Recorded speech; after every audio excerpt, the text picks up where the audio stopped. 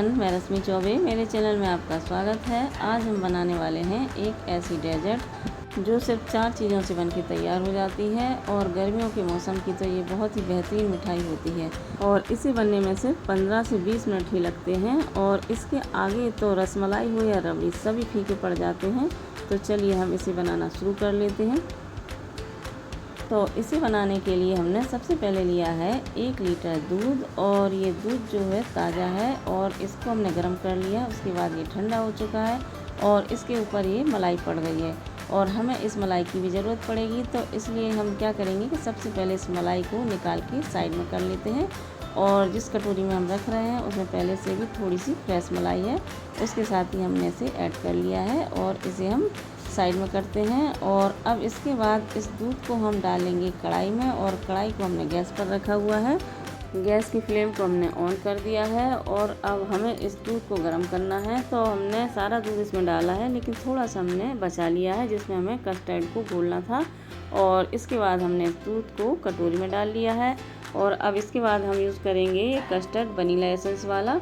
तो इस कस्टर्ड को हम 2 चम्मच लेंगे। तो हमने ये लिया है 1 चम्मच और इसके बाद ये लिया है 2 चम्मच कस्टर्ड और इसे हम अच्छे से घोल लेते हैं। और इस कस्टर्ड को जो हमें ठंडे दूध में ही घोलना होगा, मिक्स करना होगा। और ये देखिए तैयार हो चुका है। अब हम चलते हैं दूसरे प्रोसेस की तरफ। तो अब हम क्या करेंगे, ये जो हमने मलाई निकाल कर रखी थी इसको हमें मीठा करना है। तो उसके लिए हमने इसमें ऐड की है पिसी हुई चीनी लगभग 1.5 चम्मच और इस चीनी को डालने के बाद हम इस मलाई में इस चीनी को बहुत अच्छे से मिक्स कर लेंगे और इसके बाद इसे मिक्स करके रख देंगे फ्रिज में थोड़ा सा सेट होने के लिए। उसके बाद हम इसका इस्तेमाल करेंगे।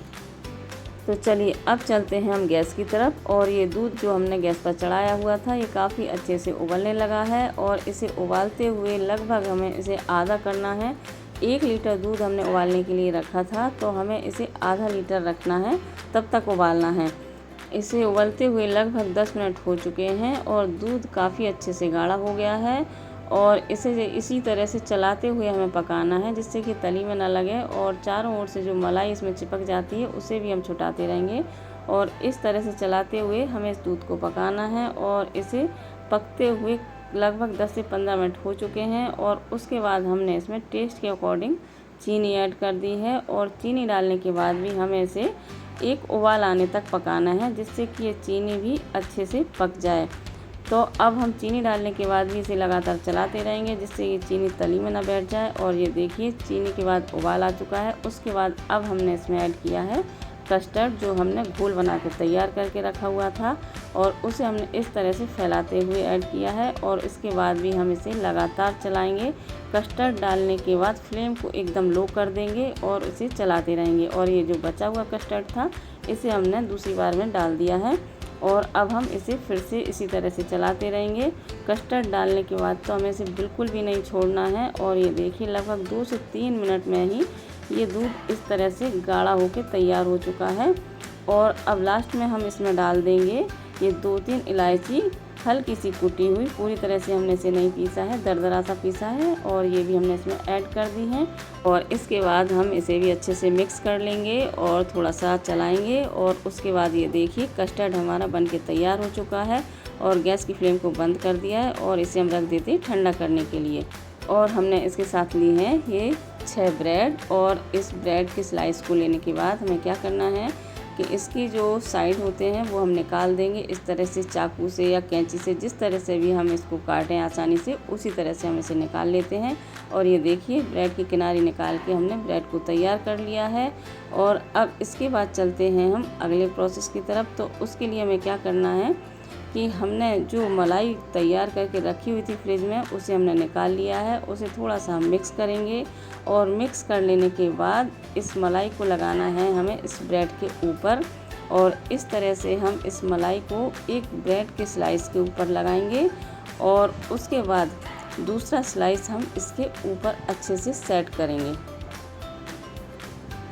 और ये देखिए हमारी एक ब्रेड बनके तैयार हो चुकी है। तो इसे रख देते हैं हम साइड में और इसी प्रोसेस से हम दूसरी बार भी इसको तैयार कर लेते हैं।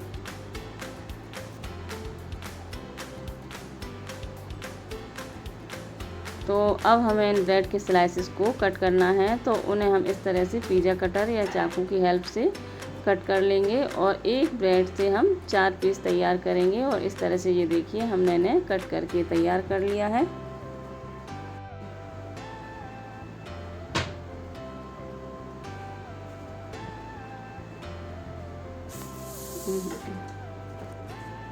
तो इस तरह से हमारी मलाई ब्रेड तैयार हो चुकी है। तो अब चलते हैं हम अगले प्रोसेस की तरफ। और ये सारी ब्रेड हमने इस तरह से प्लेट में अरेंज कर ली हैं। और अब इसके ऊपर डालेंगे हम ये कस्टर्ड। और इस कस्टर्ड को हमने फ्रिज में रख के ठंडा कर लिया है। उसके बाद हमने इसका इस्तेमाल किया है। और इसे बनाते समय हमें इस बात का ध्यान रखना है कि ये काफ़ी गाढ़ा ना हो जाए, नहीं तो ये ब्रेड सोक नहीं कर पाएगी और इसमें उतना अच्छा टेस्ट नहीं आएगा। अंदर तक इसके कस्टर्ड और इसका टेस्ट नहीं जा पाएगा। तो इसे हमें थोड़ा सा पतला ही रखना है, जिससे कि ये ब्रेड के अंदर काफ़ी अच्छे से जा सके। और इस तरह से हमने सारी ब्रेड के ऊपर इस कस्टर्ड को फैला दिया है। और इसके बाद इसका टेस्ट और लुक दोनों और भी ज़्यादा अच्छा लगे, तो उसके लिए हमने इसके ऊपर डाली है थोड़ी सी बादाम की कतरन। और साथ में लिए हमने टूटी फ्रूटी, तो उसे भी हम थोड़ा थोड़ा सारे पीसेस के ऊपर डाल देंगे, जिससे ये दिखने में भी बहुत ही खूबसूरत लगने लगेगी और इसका टेस्ट भी बढ़ जाएगा। तो देखिए हमारी ब्रेड कस्टर्ड बनके तैयार हो चुकी है। तो हमारी आसान और सस्ती सी मिठाई बनके तैयार हो गई है और इसे बनने में बिल्कुल भी टाइम नहीं लगता है। और गर्मियों के मौसम में तो ये मिठाई बहुत ही टेस्टी लगती है और बहुत आसानी से बनके तैयार हो जाती है। तो आपको यदि मेरी ये रेसिपी पसंद आई हो तो आप मेरे वीडियो को लाइक करें, चैनल को सब्सक्राइब करें और साथ ही दिए गए बेल आइकन को प्रेस ज़रूर कर लें, जिससे मेरे नए नए वीडियो के नोटिफिकेशन आपके पास तुरंत पहुंच सकें और आप मेरे नए नए वीडियो देख सकें। और कमेंट ज़रूर करें। Thank you.